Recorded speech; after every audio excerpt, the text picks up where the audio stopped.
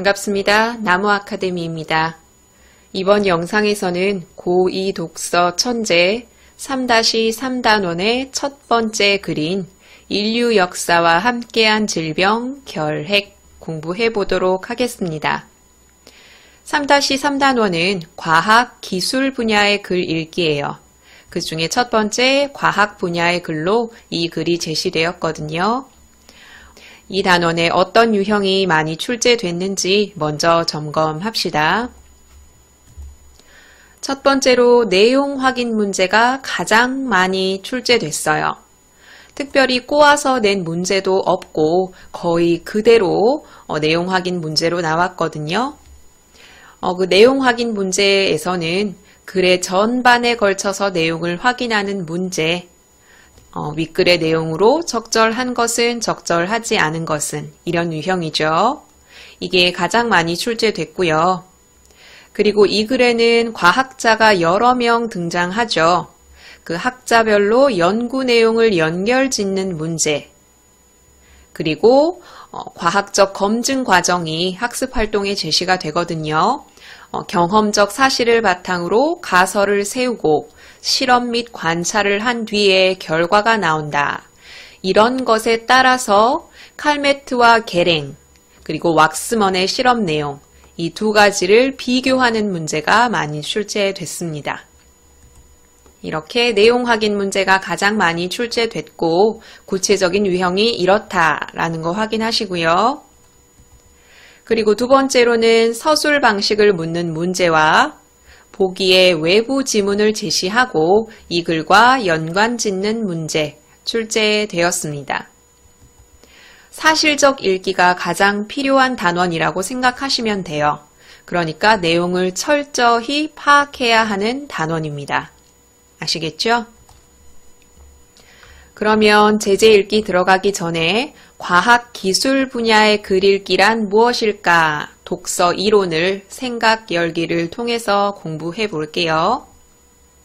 이렇게 독서 이론에 관한 문제가 사실 많이 출제되지는 않지만 그렇다고 출제되지 않는 게 아니기 때문에 공부를 하셔야 돼요. 그리고 영상마다 강조하지만 독서 이론에 관한 문제는 여기에 나와 있는 내용 하나하나가 거의 그대로 제시된다는 것, 그리고 이 내용이 지문으로 제시되는 것이 아니라 문제의 선지로만 출제되기 때문에 참고할 만한 글이 없어요. 그래서 꼼꼼하게 읽으셔야 됩니다. 자, 과학 기술 분야의 글의 특성. 과학 분야란 무엇이냐? 자연 현상의 원리를 객관적이고 논리적으로 탐구하는 분야고요. 기술 분야란 무엇이냐? 앞에서 언급한 과학의 연구 성과를 실생활에 응용해서 인간에게 유용한 삶의 수단을 제공해주는 분야이다. 과학 분야를 바탕으로 기술 분야가 나오는 거죠.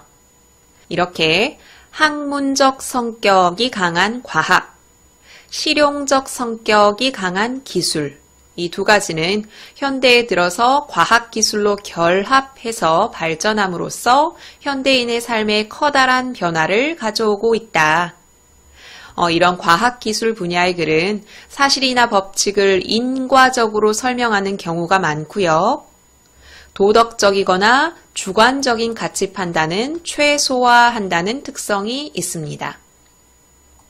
그리고 글에 제시되지는 않았는데 과학기술 분야에 두드러지는 특성이 있어서 점검하고 갈게요. 과학기술 분야는 다른 분야의 글보다는 객관적이에요. 그렇다고 해서 글쓴이의 주관이 들어가지 않는다는 얘기가 아니죠. 과학기술 분야에도 글쓴이의 가치관이 개입될 수밖에 없어요. 그러니까 과학 분야, 기술 분야의 글에도 글쓴이의 주관이 강하게 드러나는 부분은 타당성을 판단하면서 읽어야 한다는 점 주의하셔야 됩니다. 그 밑에는 과학 기술 분야에 관한 글의 세부 분야가 나오거든요. 지구과학, 생명과학, 천문, 화학, 물리, 그리고 컴퓨터, 정보통신, 우주항공, 기계공학, 전자공학, 여기 왼쪽 부분은 과학이고 오른쪽 부분은 기술 분야겠죠. 그리고 과학기술 분야의 글을 읽는 방법. 일단 과학기술 분야는 낯설고 조금은 어려운 내용이 많기 때문에 용어나 개념을 정확하게 이해하는 것이 중요합니다. 이 용어나 개념을 정확하게 이해하기 위해서는 일단 학교의 과학 수업을 통해 개념을 이해해야 되고 과학 기술을 다루는 교양서나 잡지를 읽어서 상식을 넓혀 나가는 것이 좋다. 첫째, 용어와 개념 이해. 그 다음으로는 서술의 대상을 확인하고 설명의 인과관계를 잘 파악해야 한다. 원인과 결과. 그리고 사용된 자료가 정확하고 믿을만한지 판단해야 하고요. 그리고 보조 자료를 글의 내용과 연관지어서 이해해야 합니다. 과학기술 분야의 글을 읽는 방법이었어요. 그러면 우리 이제 본격적으로 제재 읽기 들어갑시다. 제목은 인류 역사와 함께한 질병 결핵입니다. 제목에서 힌트를 얻을 수 있죠. 이 글은 결핵에 관련된 설명인데 이 결핵이라는 병은 인류 역사와 함께할 정도로 길었다라는 거죠. 이 글은 결핵에 관해서 설명하는 설명문입니다. 결핵 치료법을 찾아내기 위해서 과학자들이 어떠한 노력을 했는지를 설명하고 있어요. 여기서 이렇게 파랗게 진한 네모 친 부분은 바로 시간의 흐름을 알려주는 부분이에요. 시간의 흐름을 알려준단 말은 통시적으로 내용을 전개했다는 뜻이겠지요. 이렇게 시간의 흐름에 따라서 내용을 전개하고 있습니다.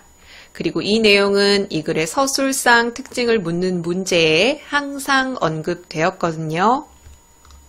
그럼 한번 보도록 할게요. 머리말부터. 머리말에서는 결핵이 예전부터 같이 해왔다라는 걸 설명합니다. 결핵은 원래 동물에게서 발생한 질병이 사람에게 전파된 병이에요. 그 병을 인수공통전염병이라고 이야기하거든요. 이 결핵에 관해서는 여러 가지 기록과 증거들이 있어요. 수천 년의 것으로 짐작되는 사람의 뼈에도 결핵의 흔적이 발견된 것으로 봐서 결핵은 인류의 탄생과 함께 발생한 질병으로 추정된다. 정말 오래됐다는 거죠. 이 글의 제목과도 연관이 됩니다. 그리고 기록이나 증거가 여러 가지가 나오는데 첫째, 이집트에서 발견된 미라에도 결핵의 흔적이 있고요. 고대 인도인, 중국인, 이들도 결핵에 관한 내용으로 추정되는 기록이 있습니다. 그리고 히포크라테스도 폐결핵을 가리키는 것으로 보이는 질병을 소개했고요. 아리스토텔레스는 결핵이 공기를 통해 전파될 것이다 라고 처음 주장했습니다. 이렇게 결핵에 관련된 증거나 기록을 통해서 결핵은 이만큼 우리와 오랜 시간 함께 했다라고 말하고 있습니다. 이 첫 번째 문단에 관해서는 서술상 특징을 묻는 문제에 거의 언급이 되거든요. 아까 말씀드렸던 것처럼 시간의 흐름, 통시적으로 이야기를 전개하고 있다. 이렇게 언급되거나 아니면 결핵과 관련한 기록이나 자료를 제시해서 결핵이 인류 역사와 함께함을 제시하고 있다. 결핵에 관련한 역사적 기록을 제시하고 있다. 이런 식으로 서술상 특징에 언급이 됩니다. 그럼 이제 고대 말고 근대로 넘어갑시다. 시간이 조금 흘렀어요. 이 근대에는 상류층에서 결핵 환자들이 많이 나타났습니다. 그 이유는 상류층에 속하는 사람들이 바로 집단적 사교 생활을 했기 때문이에요. 그래서 이런 생활을 하면서 결핵을 전염시킬 확률이 높았기 때문이죠. 이 사실은 결핵이 전염된다는 전염성을 뒷받침하는 근거가 되기도 하죠. 그런데 시간이 흐를수록 결핵이 발병하는 계층이 달라져요. 방금은 상류층이라고 이야기했는데 이제는 하류층에서 더 많이 발병하게 됩니다. 이유를 봅시다. 산업혁명 이후에 사람들이 농촌을 벗어나서 이제 도시로 몰려들거든요. 그런데 도시는 사람들을 받아들일 준비가 안 됐어요. 위생 상태가 불량한 가운데 집단 생활이 이루어졌고요. 산업화, 도시화 때문에 대기 오염이 이루어졌고 위생 상태는 아까 말했던 것처럼 엉망이었죠. 게다가 거주지도 엉망이고 노동 조건도 열악해서 면역력이 떨어지게 되지요. 제대로 영양 섭취를 하지 못합니다. 그래서 결핵은 아까 근대의 상류층에서 많이 퍼졌는데 지금은 하류층에서 더 유행하는 질병이 되었습니다.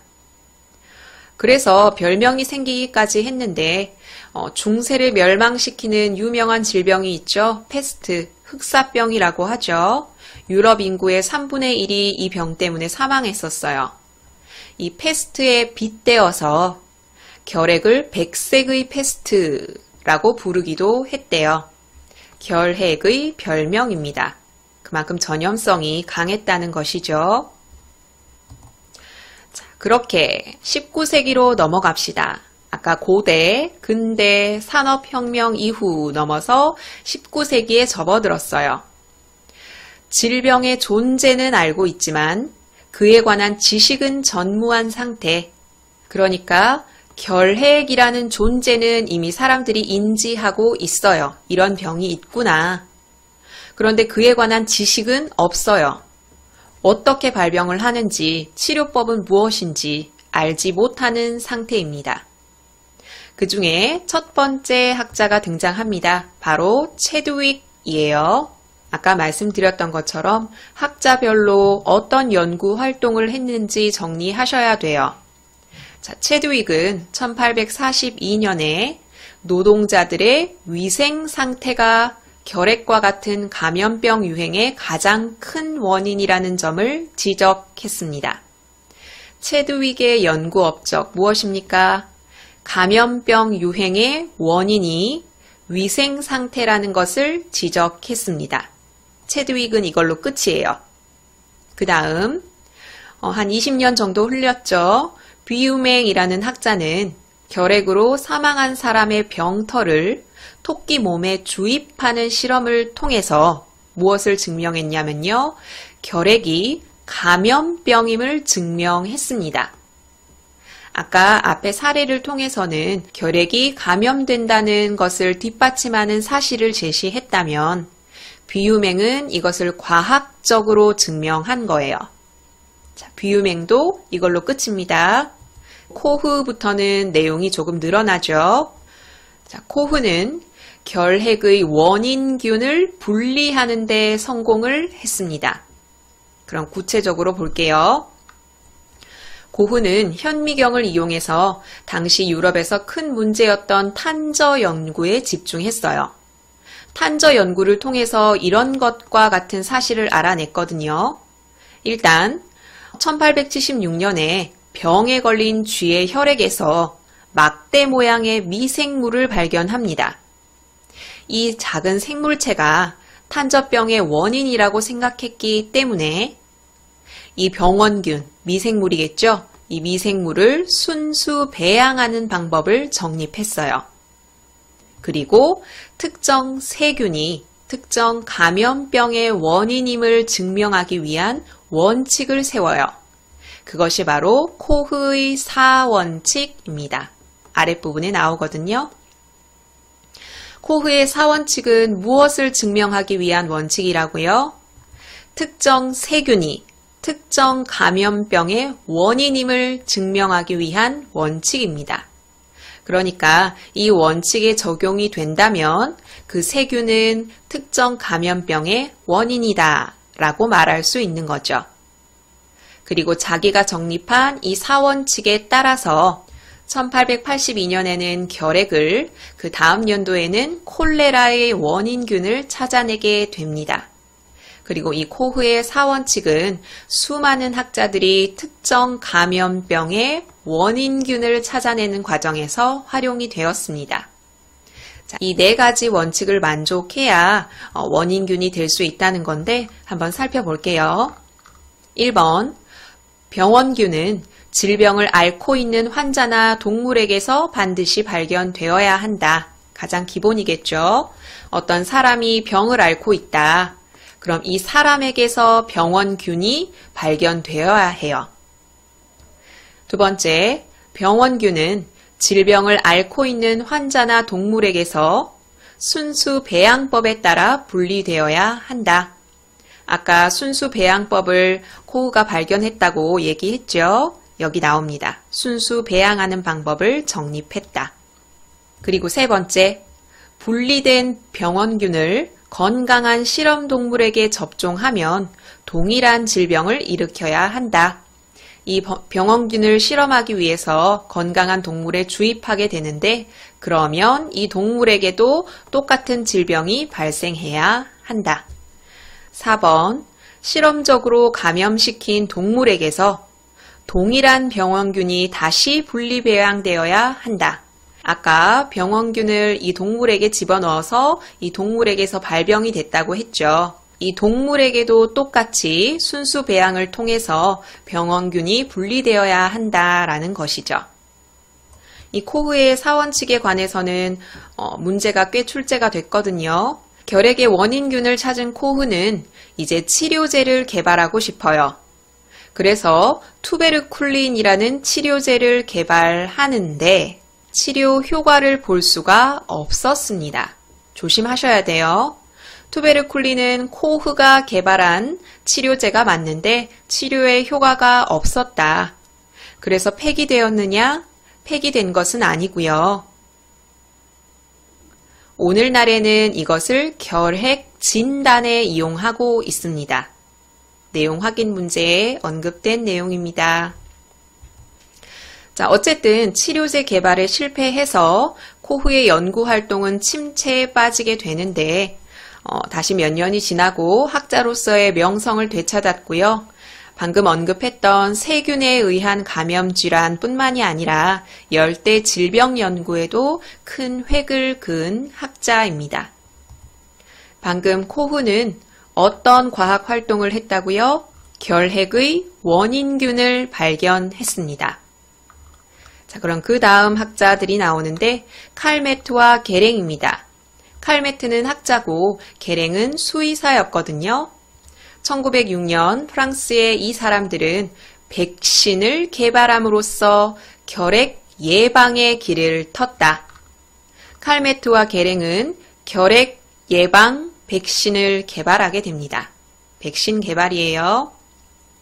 칼메트는 파스테르의 접종법의 원리를 적용했습니다. 파스테르의 접종법 원리가 무엇이냐면 독성을 약하게 만든 균을 인체에 주사하는 방법이에요.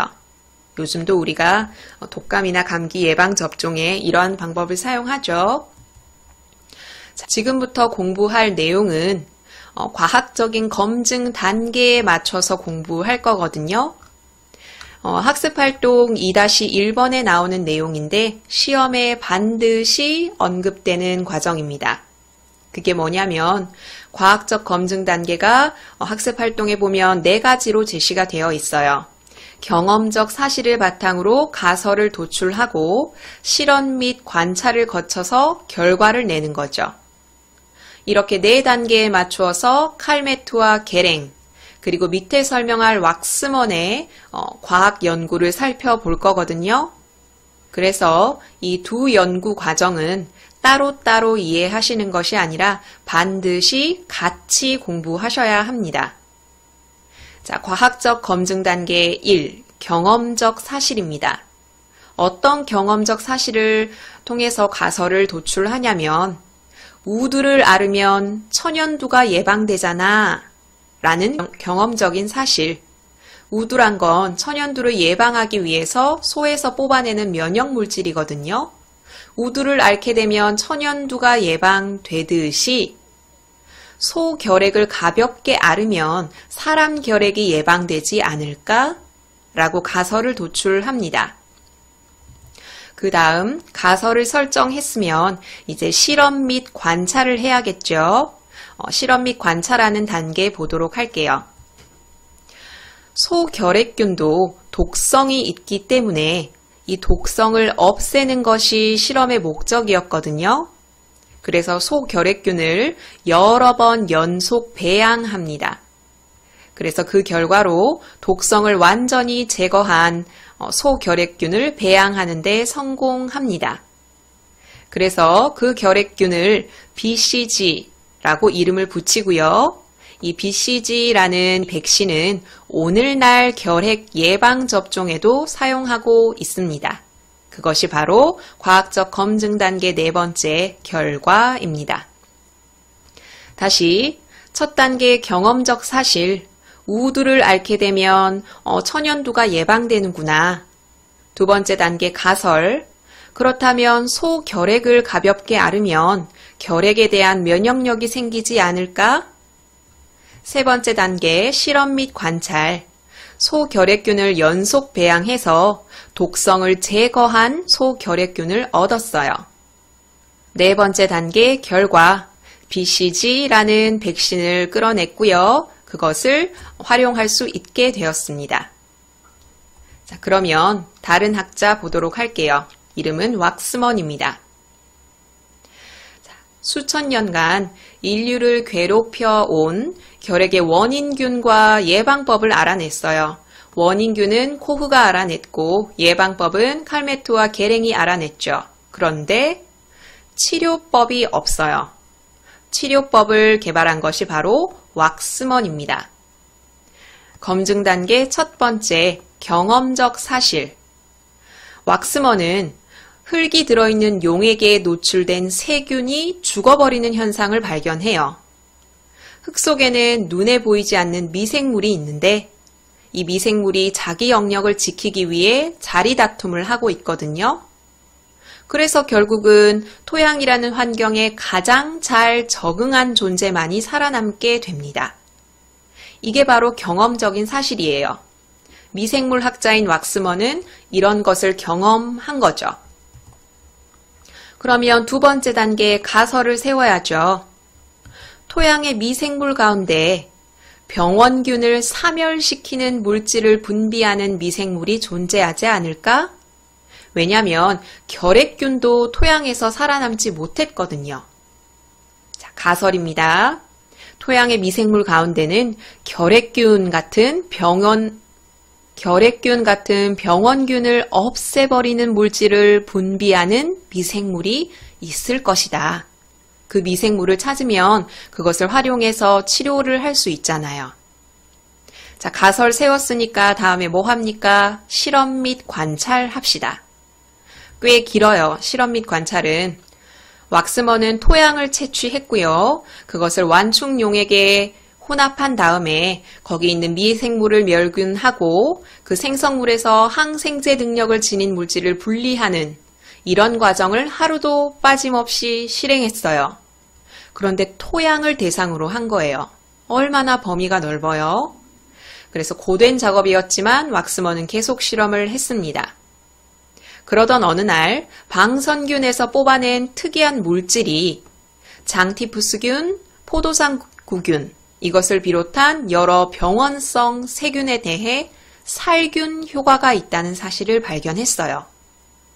그런데 이 추출물로 동물 실험을 했는데 양리 효과가 아주 낮게 나타났어요. 효과가 떨어졌다는 얘기죠. 왁스먼은 포기하지 않습니다. 살균 효과가 있는 1000개 정도의 물질을 추출하고 어느 물질이 가장 좋은지 실험을 계속했고요. 후보 물질의 수를 점점 줄여나갔습니다. 어느 날 왁스먼은 시험관 속에서 창자에 병을 일으키는 병원균 한 가지가 죽어있는 것을 발견했습니다. 그 시험관 속에 있던 미생물이 바로 스트랩토미세스 이것인데 이것에 대해 집요하게 파고들기 시작해요. 이 스트랩토미세스는 바로 왁스먼이 찾고자 했던 병원균을 사멸시킬 수 있는 미생물이겠죠. 이 스트랩토미세스에서 추출한 항생 물질은 페니실린으로도 해결할 수 없었던 여러 가지 균에 효과가 있었어요. 자, 그리고 시간이 지나서 이 방선균이 스트랩토미세스입니다. 여기서 항생제를 추출하는 데 성공했고요. 다음 해에 스트랩토마이신이라는 결핵 치료 물질을 개발하게 됩니다. 드디어 치료제가 나온 거예요. 결과입니다. 자, 이때 사용하기 시작한 스트랩토마이신은 지금까지도 결핵 치료제의 대표약으로 사용되고 있습니다. 맺은 말 볼게요. 맺은 말에는 현재까지도 결핵으로 죽는 사람이 많다라는 걸 드러내고 있습니다. 자, 결핵은 관심사에서 멀어졌지만 과거의 질병이 아니에요. 지금도 1년에 2,000명이 넘는 사람들의 목숨을 빼앗는 무서운 질병이죠.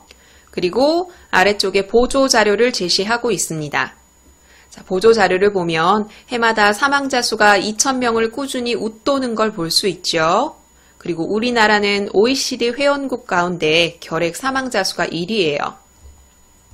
결핵 치료제가 개발됐는데도 왜 이렇게 치료가 어렵느냐? 그 원인을 쓰라는 문제가 서술형으로도 출제되었거든요. 일단 결핵은 치료 과정이 너무 길어요. 결핵은 증상이 쉽게 호전되지 않아서 적어도 6개월 이상 꾸준히 약을 복용해야 합니다.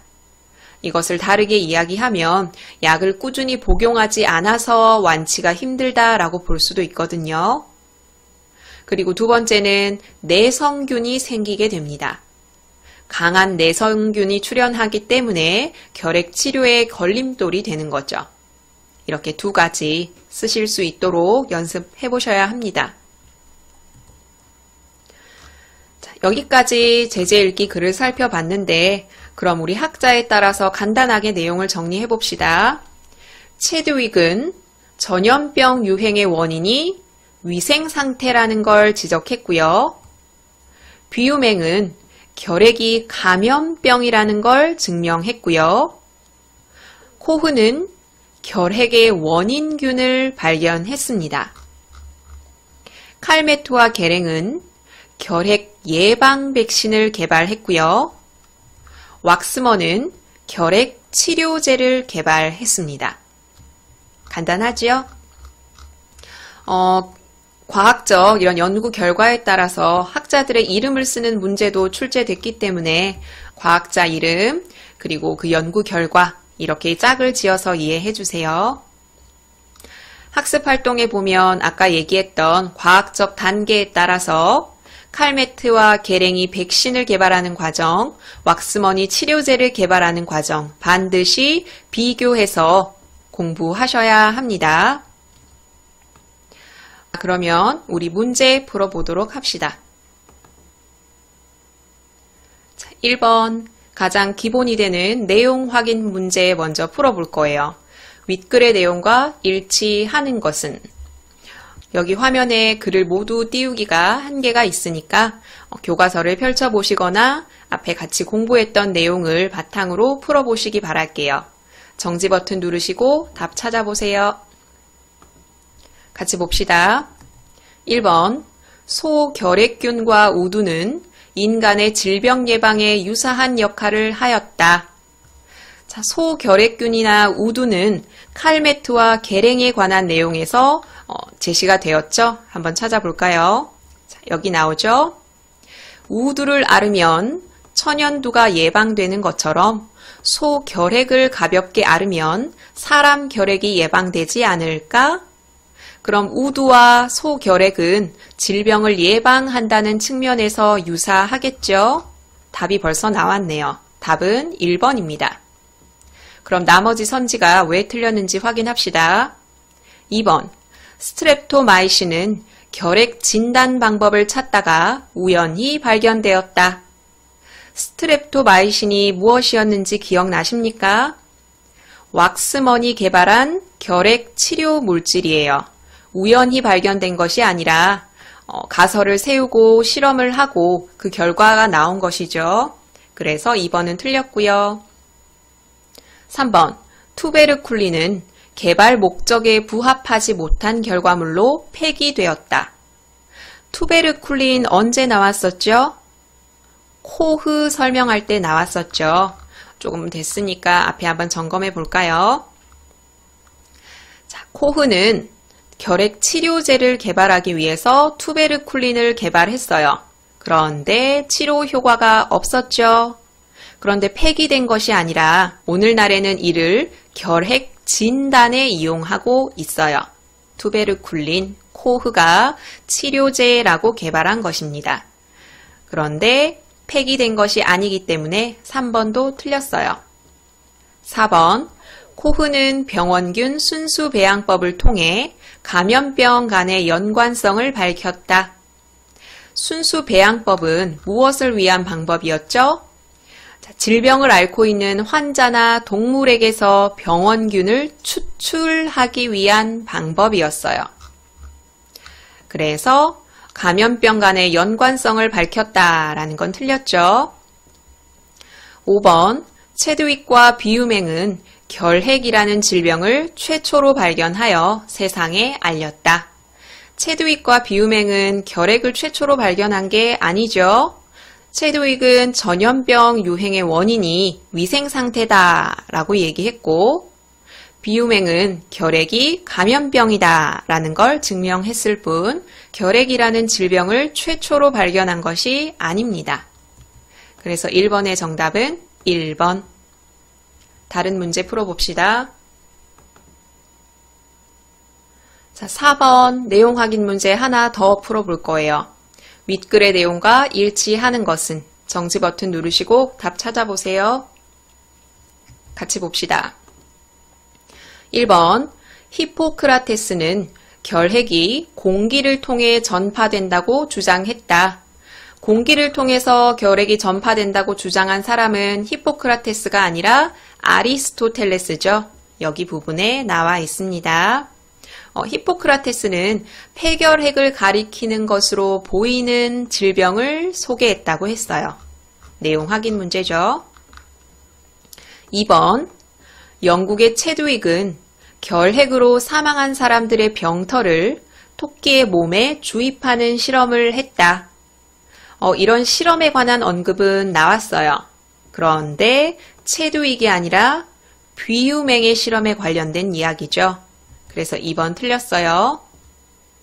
3번, 코흐는 결핵의 원인균을 찾아내고 예방법을 알아냈지만 치료제 개발에는 실패하여 침체를 겪었다. 어느 부분만 걷어내면 맞죠? 예방법을 알아냈지만 이 부분이 틀렸죠. 코흐는 결핵의 원인균을 찾아낸 사람이고요. 치료제 개발에는 실패해서 잠시 침체를 겪었던 게 맞아요. 그런데 예방법을 알아낸 사람은 칼메트와 게랭이죠. 4번, 우두를 앓으면 천연두가 예방되는 것처럼 소결핵균을 한 번 배양하여 백신을 만들어냈다. 우두를 앓으면 천연두가 예방된다. 경험적 사실이었는데 이것을 참고해서 소결핵균을 여러 번 배양해서 백신을 만들었다는 내용이 있었거든요. 그래서 한 번이란 말은 틀렸어요. 5번, 왁스머니 스트랩토미세스에서 추출에 성공하여 만든 약은 지금까지도 결핵 치료제의 대표약으로 사용된다. 정답이네요. 왁스머니 스트랩토미세스에서 추출한 약 이름이 무엇이었죠? 스트랩토마이신입니다. 그리고 그 약은 지금까지도 사용된다라고 배웠습니다. 그럼 다른 문제 하나 더 풀어봅시다. 자, 9번 풀어볼 거예요. 보기를 바탕으로 할 때 윗글의 니은과 같은 단계에 해당하는 것으로 적절한 것은, 자, 윗글의 니은을 여기 메모장에 옮겨놨어요. 자, 일단 보기부터 읽어봅시다. 과학의 연구는 경험적 사실로부터 가설을 세우고 실험 관찰을 통해서 가설을 검증하고 결론을 이끌어내는 방법을 사용한다. 아까 칼베트와 게랭 그리고 왁스먼의 연구 과정을 설명할 때 언급했던 개념이죠. 그럼 윗글의 니은과 같은 단계, 이 단계가 어떤 단계인지 알아보는 게 먼저예요. 같이 볼까요, 이건? 흙 속에서 눈에 보이지 않는 미생물이 자기 영역을 지키기 위해 끊임없이 자리다툼을 하고 토양이라는 환경에 가장 잘 적응한 존재들만이 살아남게 낸다는 사실을 알게 됐다. 사람을 죽게 하는 결핵균조차도 토양이라는 환경에서는 살아남지 못했다. 자, 이것은 왁스먼의 실험에 관련된 내용이고요. 이것은 여기 줄친 부분들 중에 어디에 해당합니까? 바로 경험적 사실에 해당하지요. 첫 번째 단계예요. 그럼 이 첫 번째 경험적 사실에 해당하는 단계를 여러분이 여기서 찾으시면 되는 거예요. 자, 정지 버튼 누르시고 찾아보세요. 같이 봅시다. 여기 경험적 사실에 해당하는 것은 바로 1번이죠. 9번의 정답은 1번이에요. 그럼 나머지가 어느 단계에 해당하는지 볼게요. 경험적 사실은 1, 가설은 2, 검증은 3, 결론은 4라고 볼게요. 2번, 소결핵균을 배양하여 독성을 제거했다.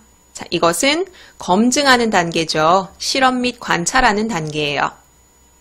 3번, 칼메트 계랭의 소결핵균을 결핵 예방 접종에 사용할 수 있게 됐다. 이것은 결론이죠. 4단계. 4번, 소결핵을 가볍게 앓으면 결핵에 대한 면역력을 얻을 수 있지 않을까? 이것은 가설이었죠. 2번입니다. 5번, 칼메트는 파스테르의 접종법의 원리인 독성을 약하게 만든 균을 인체에 주사하는 방법을 이용하려 했다. 이것은 이를 통해서 이를 검증하려 할 때 그 사이에서 참고한 사실이죠. 1에서 2라고 하면 되겠네요. 자, 그래서 9번의 답은 1번입니다. 자, 여기까지 3-3단원의 첫 번째 글을 공부해 봤어요. 여기 인류 역사와 함께한 질병 결핵 이 단원은 내용 확인 문제에 가장 초점을 두고 공부하셔야 되고요. 학자별로 내용 정리 필요하다는 것, 그리고 칼메트와 게랭, 그리고 왁스먼. 이 두 연구 과정은 경험적 사실, 가설, 실험 및 관찰 결과에 따라서 서로 비교하면서 공부하셔야 합니다. 자, 그럼 이 단원 영상은 마무리할게요. 이 모든 자료는 나무 아카데미 홈페이지에서 이용하실 수 있습니다.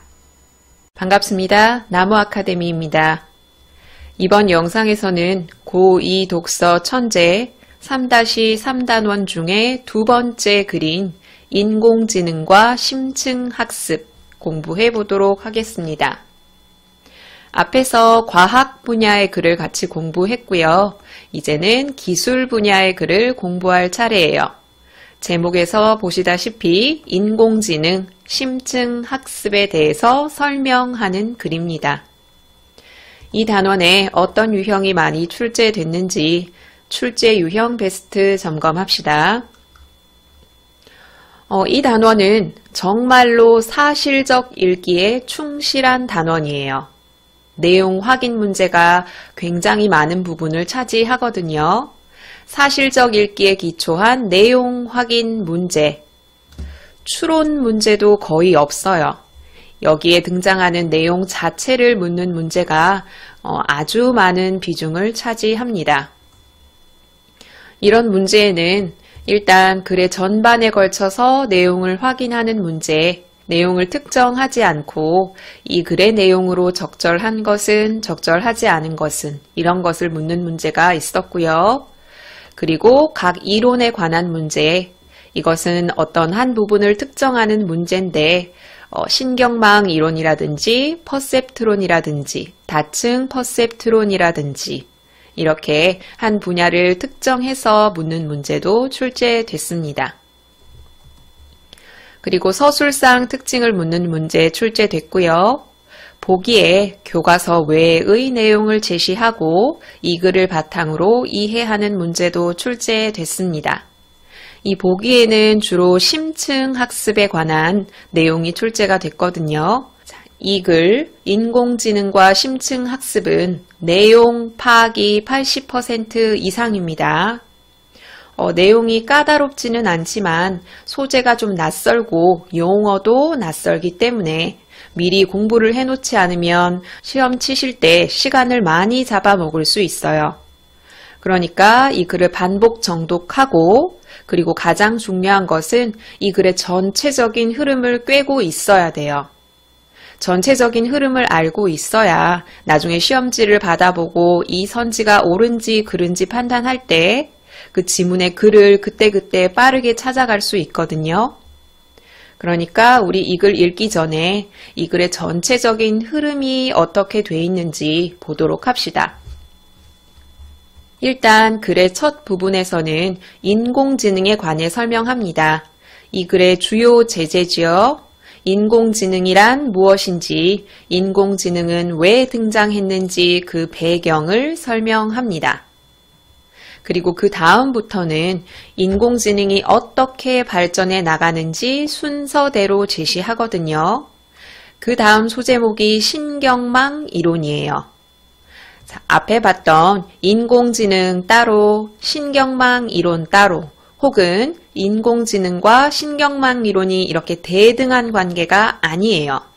인공지능의 작동 원리 중에 하나가 신경망 이론입니다. 자, 작동 원리 중에 신경망 이론은 이 제목 신경이라는 말에서도 알 수 있다시피 인간의 학습 원리를 흉내낸 이론이에요. 이런 인간의 학습 원리에 따라서 인공지능을 돌아가게 만드는 거죠. 이런 신경망 이론은 여기 맥컬리와 피츠라는 이런 학자가 처음 제시했다고 나와 있지요. 그런데 신경망 이론은 이론일 뿐이었어요. 실제로 구현되지는 않았거든요. 그런데 이 신경망 이론을 여기 로젠블렛이라는 사람이 퍼셉트론이라는 것을 개발하면서 실제로 구현하게 됩니다. 아까는 신경망 이론이었는데 이제 그게 실제로 표현이 된 거예요. 퍼셉트론입니다. 그런데 이 퍼셉트론은 한계를 보여요. 이 한계는 나중에 같이 볼 거고요.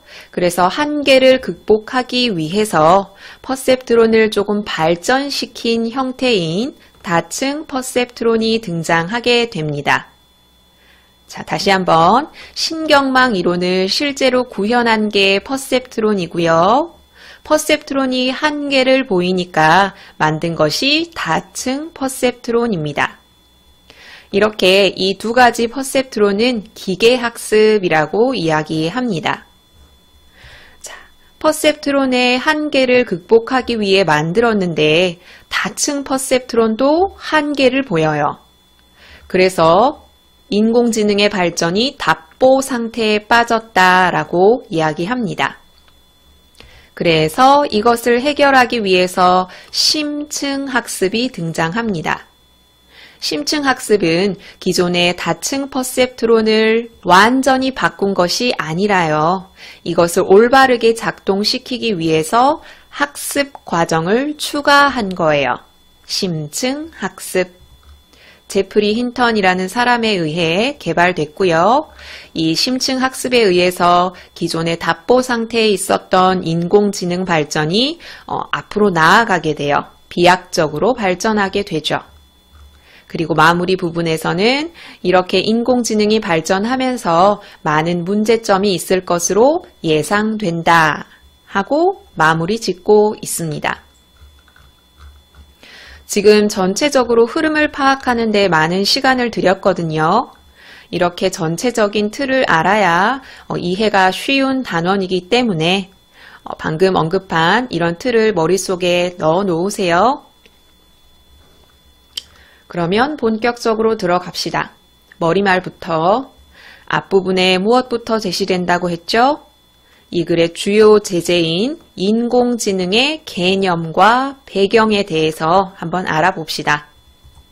인공지능은 이런 학자들이 처음 사용했고 이런 활동을 하기 위해서 처음 사용하게 되었대요. 인공지능의 용어가 어떻게 등장하게 됐는지 설명합니다. 그리고 학자 민스키는 인공지능을 정의합니다. 인공지능에 대한 정의가 이렇게 두 가지 나오거든요. 두 개가 차이점을 보이는 것은 아니고요. 자, 볼게요. 인공지능은 사람이 수행했을 때 지능이 필요한 일을 기계에 수행시키고자 하는 학문과 기술을 말한다. 인공지능의 정의입니다. 그러니까 이게 가능해지려면 사람의 경험과 지식을 바탕으로 해야겠죠. 그래서 새로운 문제를 해결하는 능력, 시각과 음성 지각 능력, 자연 언어 이해 능력, 자율적으로 움직이는 능력, 이것을 실현하는 기술, 그것이 인공지능이다 라고 말하고 있습니다. 한마디로 사람처럼 기계가 수행해야 된다는 거죠. 그러니까 인공지능 연구의 목표는 당연히 사람처럼 생각하는 기계를 개발하는 것, 이것이 바로 인공지능의 목표예요.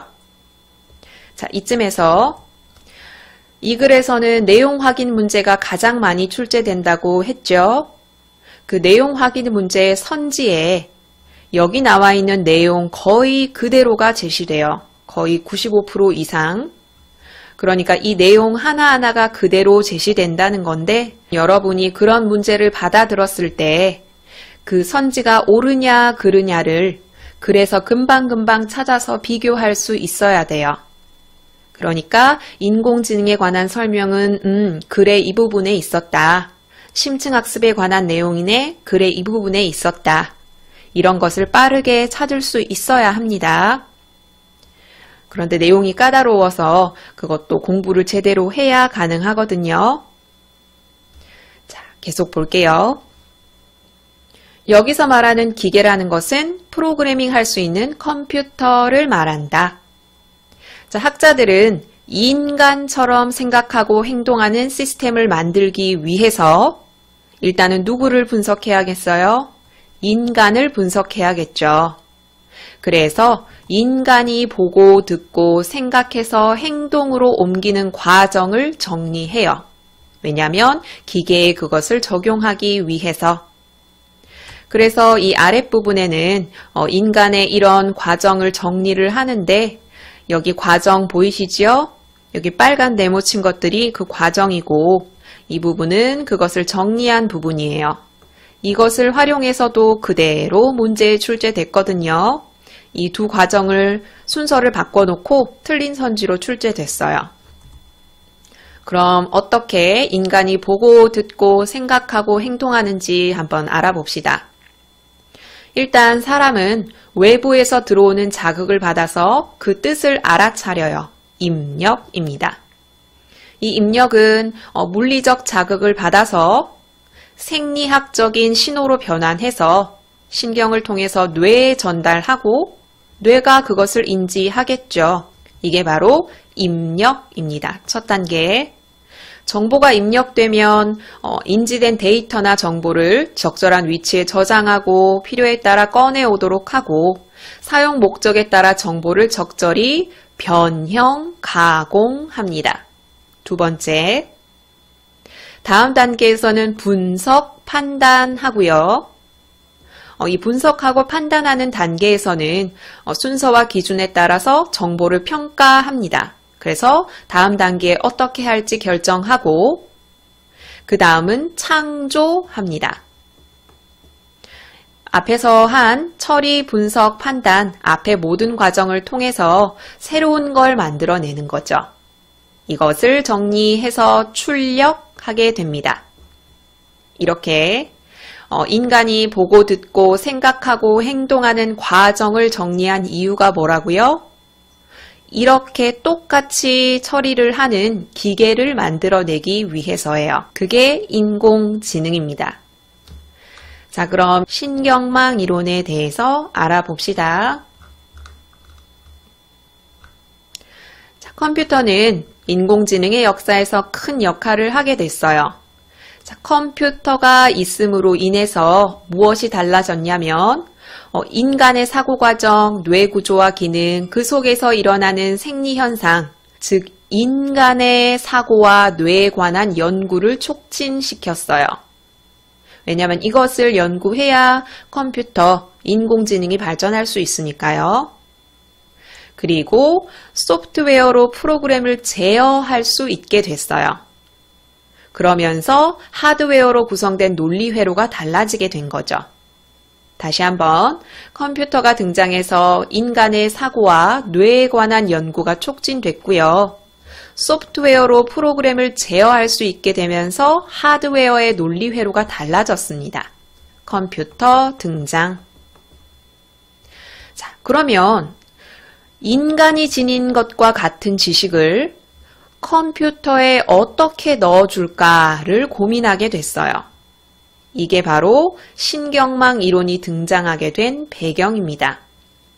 처음에는 인간의 지식 습득 과정, 아까 앞에서 보았죠, 단계별로. 그것을 그대로 컴퓨터에 답습하면 된다고 생각했는데 현실적으로 한계에 부딪힙니다. 현실 세계의 모든 지식을 컴퓨터에 입력하는 일은 사실상 불가능하잖아요.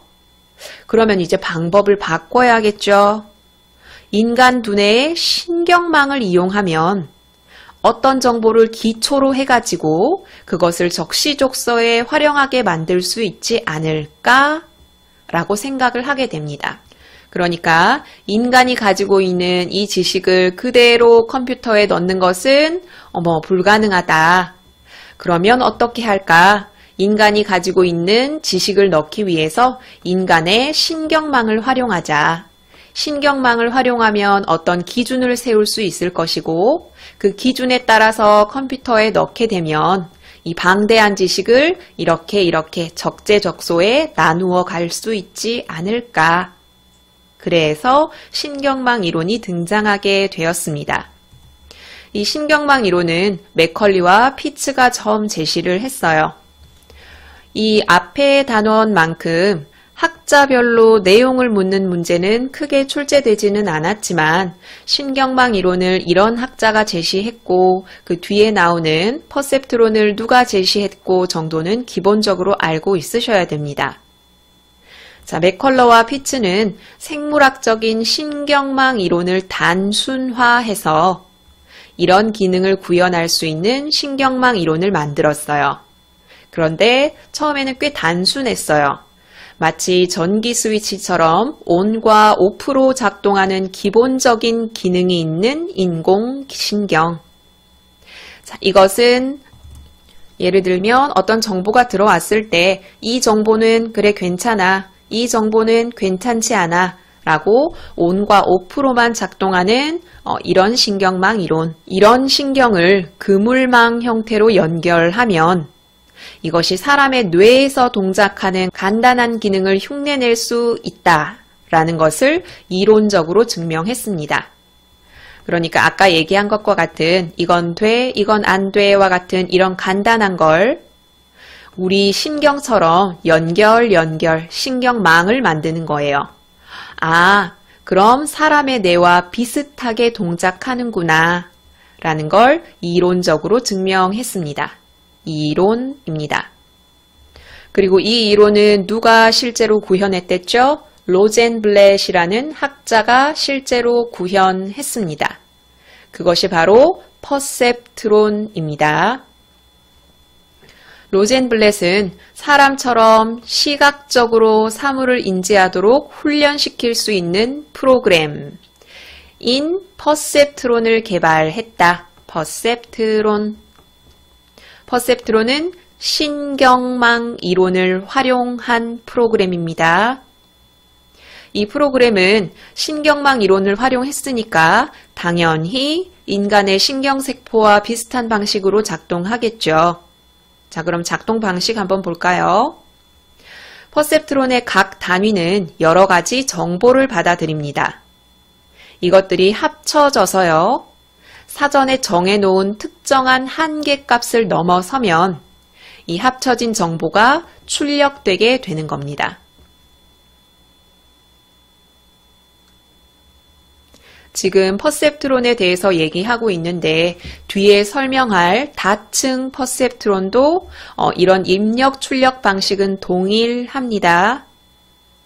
이것은 인간의 신경세포와 비슷하게 동작하는데 인간의 신경세포에는 많은 가지돌기가 있죠.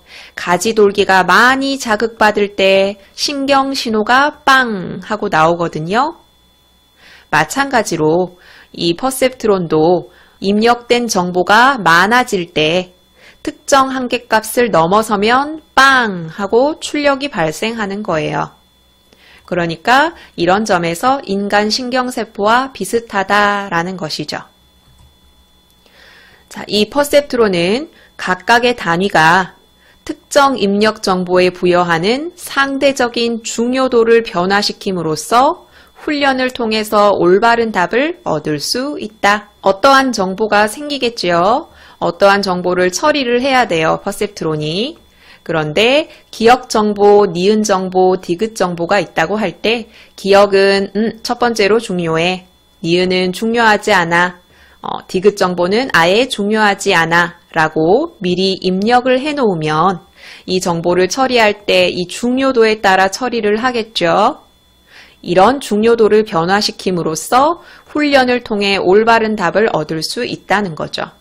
여기서 상대적이란 말을 절대적으로 바꾸어서 틀린 선지로 출제되기도 했습니다. 퍼셉트론은 인공신경망을 실제로 구현한 최초의 모델입니다. 자, 그럼 이제 퍼셉트론의 한계점이 나와야겠죠. 소제목이 기계학습의 한계예요. 여러분 문제의 선지에 퍼셉트론이라고 이야기하기도 하지만 기계학습이라는 말을 쓰기도 하거든요. 퍼셉트론이 기계학습입니다. 자, 처음에는 퍼셉트론이 개발됐을 때 기술 혁명을 가져올 것으로 기대했어요. 그런데 컴퓨터에 활용될 수가 없었습니다. 왜냐하면 한계 때문이죠. 자, 퍼셉트론의 한계입니다. 퍼셉트론은 보통의 컴퓨터나 인간이 쉽게 푸는 기본적인 논리 문제조차 제대로 풀지 못했고요. 퍼셉트론으로 학습할 수 있는 정보가 너무 제한적이었어요. 그래서 활용되지 못했던 거죠. 이런 문제를 해결하기 위해 퍼셉트론이 진화합니다. 다층 퍼셉트론으로. 다층 퍼셉트론은 신경망 이론을 활용한 퍼셉트론의 한계를 보완한 프로그램입니다. 자, 여기 그림 먼저 볼게요. 이것이 퍼셉트론이에요. 입력과 출력이 있죠. 입력층이 있고 출력층이 있었는데 이것을 보완해서 다층 퍼셉트론은 이렇게 중간층을 만들어요. 글 볼게요.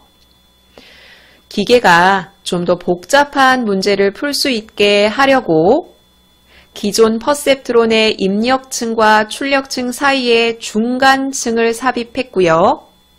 이 중간층 안에 있는 신경망 층수를 늘려나갔어요. 여기 있는 신경망 층수를 늘린 거죠. 그런데 문제가 생겼습니다. 신경망의 층수를 늘릴수록 기계가 판별을 제대로 하지 못하는 거예요. 다층 퍼셉트론도 한계를 보입니다. 다층 퍼셉트론의 인공신경망을 3층 이상으로 올리면 학습 수행이 불가능해졌어요. 자, 여기 별표. 내용 확인 문제에 정말 많이 나온 부분이에요. 자, 퍼셉트론의 문제를 해결하기 위해 다층 퍼셉트론을 만들었지만 오류를 해결하지 못했죠. 그런데 오류를 해결했다라는 내용으로 틀린 선지가 정말 많이 출제됐어요. 아시겠죠? 다층 퍼셉트론으로도 퍼셉트론의 오류를 해결하지 못했습니다. 자, 계속 볼게요. 이를 해결하기 위해 다양한 방법이 제안됐는데요. 그래도 뚜렷하게 해결하지 못했어요. 그래서 기계학습은 답보, 제자리 상태에 머물게 됩니다. 이것을 해결한 것이 바로 기계학습의 진화, 심층학습입니다. 글의 첫 부분에 언급했던 것처럼 다층 퍼셉트론을 아예 처음부터 뜯어 고친 게 아니라요. 다층 퍼셉트론의 구조는 그대로 있는데 여기에다가 학습 과정을 하나 더 추가한 거예요. 학습을 하나 더 툭 던져놨더니 해결이 됐어요. 그것이 바로 심층 학습이고요. 문제에서 딥러닝으로 나오기도 했습니다. 두 가지 용어 다 알아두세요. 일반적으로 기계학습에 적용된 컴퓨터 데이터 분류 방식, 데이터 분류 방식에 두 가지가 있는데 지도학습과 비지도학습이에요. 지도학습은 컴퓨터에 분류 기준을 미리 넣어 놓는 거고요. 비지도학습은 분류 기준이 없이 컴퓨터 스스로 알아서 분류하게 하는 방식입니다. 이 정도만 언급할게요. 지도학습, 비지도학습. 중요하지 않아서 빠르게 넘어가는 게 아니라 뒤에 한 번 더 나오거든요. 기계학습은 제프리 힌턴에 의해 전기를 맞이하였다. 힌턴은 퍼셉트론도 사전 훈련, 즉 연산 과정에 여러 층을 두어서 컴퓨터 스스로 정보를 잘게 조각내서 작은 판단을 하게 하는 과정, 이 사전 훈련을 통해서 효과적으로 학습시킬 수 있다고 주장했어요. 별표. 자, 제프리 힌턴이 다층 퍼셉트론의 문제점을 해결하기 위해 추가한 개념이 바로 사전 훈련입니다. 사전 훈련의 개념은 방금 읽은 이 부분이에요. 그리고 이와 같이 한계를 극복한 인공신경망을 통해 이루어지는 기계학습을 심층학습이라고 한 거예요. 쉽게 얘기하면 앞에서 얘기했던 다층 퍼셉트론의 한계를 극복한 것이 심층학습입니다. 힌턴은 다층 구조로 설계하여 깊어진 인공신경망의 학습, 다층 퍼셉트론의 학습이 잘 이루어지지 않았던 문제, 이걸 해결하기 위해서 학습을 위한 데이터들을 무엇을 통해서? 비지도 학습을 통해 사전 훈련하면 신경망이 깊어져도 학습이 잘 된다는 것을 발견했습니다. 자, 비지도 학습, 사전 훈련. 사전 훈련은 아까 앞에서 중요하다고 언급했죠. 그런데 사전 훈련은 지도 학습이 아니라 비지도 학습을 활용한 것이에요. 그러니까 분류 기준을 컴퓨터에 넣어주는 것이 아니라 분류 기준 없이 정보를 입력하는 방식으로 사전 훈련을 하는 거예요. 자, 이 비지도 학습을 지도 학습으로 바꿔서 틀린 선지로 정말 많이 출제했습니다. 조심하세요. 자, 이런 심층학습을 한번 시도해 봤거든요. 힌턴은 필기체의 디지털 이미지를 분류하는 작업, 이건 예예요. 이 심층 신뢰망 알고리즘, 이것을 적용했는데 오류율이 1.2%로 확 떨어져요. 이것은 그 앞에 기계학습 알고리즘과 비교했을 때 가장 낮은 오류율이었고요. 이런 낮은 오류율은 엄청난 양의 빅데이터, 그리고 빠른 속도로 처리할 수 있는 컴퓨팅 능력, 이렇게 두 가지가 합쳐졌기 때문에 가능한 것이었습니다.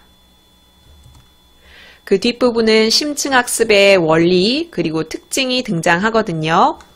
이 부분도 내용 확인 문제에 당연히 출제가 됐는데 여기는 거의 있는 그대로의 내용이 출제가 됐어요. 예를 들면 심층학습은 데이터를 컴퓨터가 처리할 수 있는 형태인 벡터나 그래프 등으로 표현하였고 이것을 학습하는 모델을 구축하는 연구를 포함했다. 제가 방금 읽은 게 그대로 선지에 나왔어요.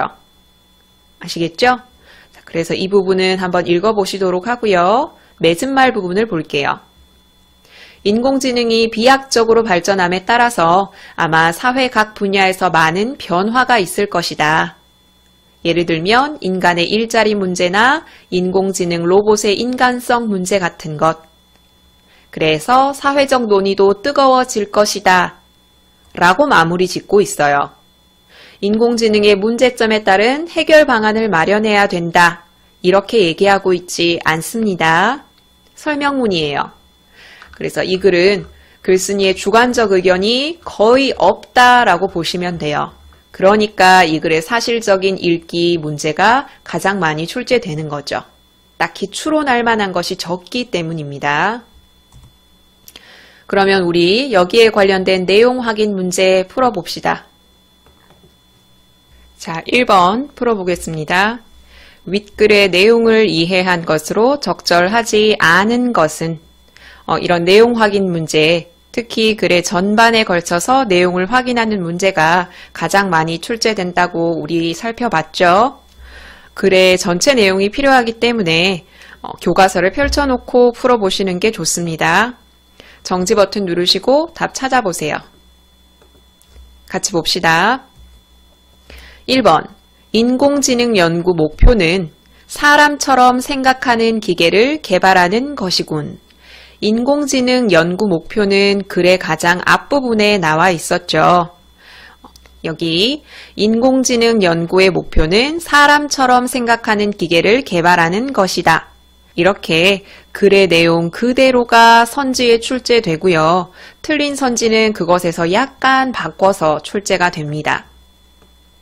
2번, 기존 퍼셉트론의 입력층과 출력층 사이에 중간층을 넣어서 신경망 층수를 늘려나감으로써 오류를 극복해왔군. 기존 퍼셉트론은 한계를 보였죠. 그래서 그 사이에 중간층을 넣어서 다층 퍼셉트론을 만들었어요.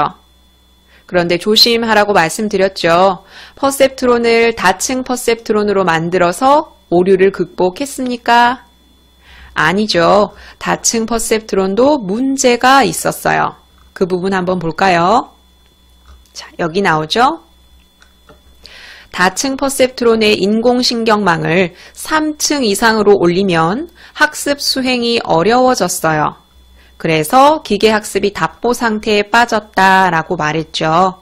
그래서 오류를 극복해왔군. 이 부분이 틀렸기 때문에 1번의 정답은 2번입니다.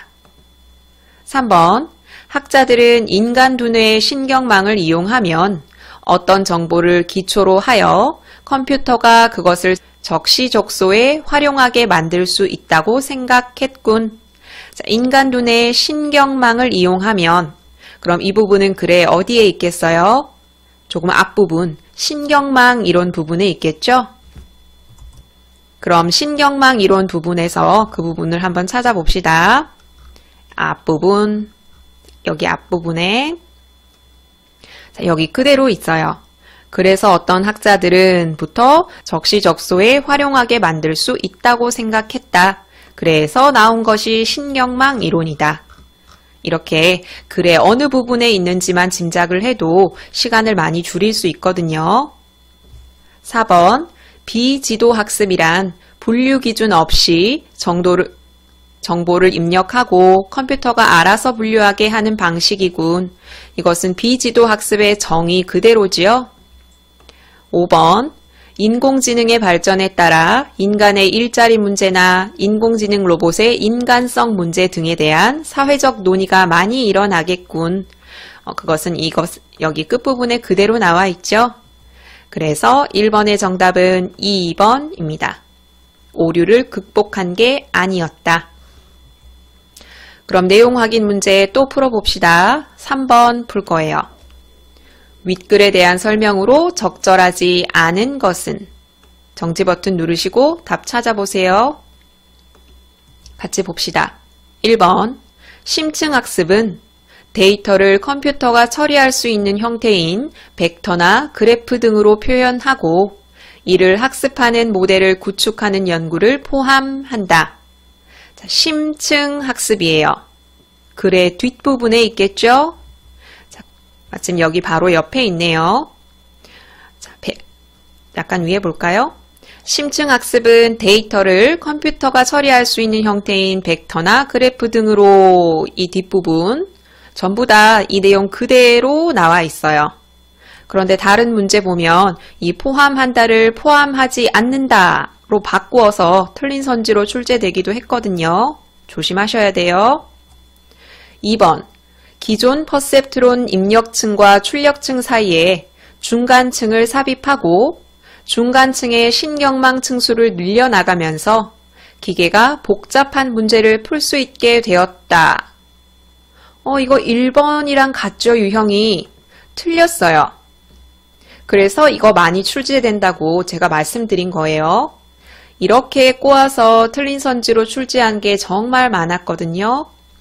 자, 여기까지는 맞죠? 그런데 기계가 복잡한 문제를 풀 수 있게 되었다라는 부분이 틀렸어요. 기존 퍼셉트론의 한계를 다층 퍼셉트론으로 극복하려 했지만 극복되지 않았어요. 3번, 인공지능이 비약적으로 발전함에 따라 앞으로 각 분야에서 많은 변화가 생길 것으로 보인다. 그대로죠. 4번, 기계학습에 적용된 컴퓨터의 데이터 분류 방식은 지도학습과 비지도학습으로 나뉜다. 앞에서 지도학습, 비지도학습 설명드릴 때 강조했죠. 컴퓨터의 데이터 분류 방식이 바로 지도학습과 비지도학습입니다. 역시 맞고요. 5번, 퍼셉트론은 사람처럼 시각적으로 사물을 인지하도록 훈련시킬 수 있는 프로그램이다. 퍼셉트론은 신경망 이론 다음에 나오겠죠. 기억이 안 나면 그 다음에 있었구나 라고 생각하시고 짚어가면서 그 부분을 찾으면 돼요. 여기 미국의 프랭크 로젠블렛은 사람처럼 시각적으로 사물을 인지하도록 훈련시킬 수 있는 프로그램 퍼셉트론을 개발했다. 그대로 나오죠. 그래서 5번도 맞는 선지, 틀린 건 2번이었습니다. 다음 문제 풀어볼게요. 방금 풀어본 두 문제처럼 글의 전반에 걸쳐서 내용을 확인하는 문제도 나왔고요. 그것이 더 많기는 하지만 이렇게 내용을 특정해서 묻는 문제도 출제됐습니다. 지도학습과 비지도학습에 대한 설명으로 적절하지 않은 것은 정지 버튼 누르시고 풀어보세요. 같이 봅시다. 지도학습과 비지도학습은 데이터 분류 방식의 종류이다. 이거 앞 문제 풀면서 이미 알아봤죠? 2번, 지도학습은 미리 분류 기준을 입력하고 정보를 알려준다. 미리 분류 기준을 입력하는 것이 지도학습이었고 3번에 나오는 분류 기준은 알려주지 않고 정보를 입력하는 것이 비지도학습이었습니다. 4번, 지도학습은 다른 기계학습에 비해 낮은 오류율을 보여주지만 비지도학습은 매우 높은 오류율을 보여준다. 오류율이 어떤지 지도학습과 비지도학습으로 나누어서 설명한 부분은 없었죠? 정답은 4번. 5번, 비지도학습은 컴퓨터 스스로 비슷한 군집을 찾아 데이터를 분류한다. 이것은 비지도학습에 관한 설명에 그대로 제시되었거든요. 여기 비지도학습은 컴퓨터가 스스로 비슷한 군집을 찾아 데이터를 분류한다. 역시 그대로 제시가 되죠. 자, 여기까지 우리 문제 3문제도 마저 풀어봤는데 물론 내용 확인 문제만 출제된 것은 아니고요. 이렇게 서술상 특징을 묻는 문제, 그리고 보기를 활용한 문제도 출제됐거든요. 교과서 외의 글이에요. 심층 학습에 관한 글도 있었고 이렇게 학생들이 토론하는 이런 상황을 가정한 글도 있었어요. 그러니까 내용 파악 기본으로 철저하게 하시고 문제도 풀어보시는 게 좋겠네요. 자, 3-3단원의 두 번째 글인 인공지능과 심층 학습. 사실적 읽기가 매우 필요한 단원입니다. 아시겠죠? 이 단원은 여기서 마무리할게요. 이 모든 자료는 나무 아카데미 홈페이지에서 이용하실 수 있습니다.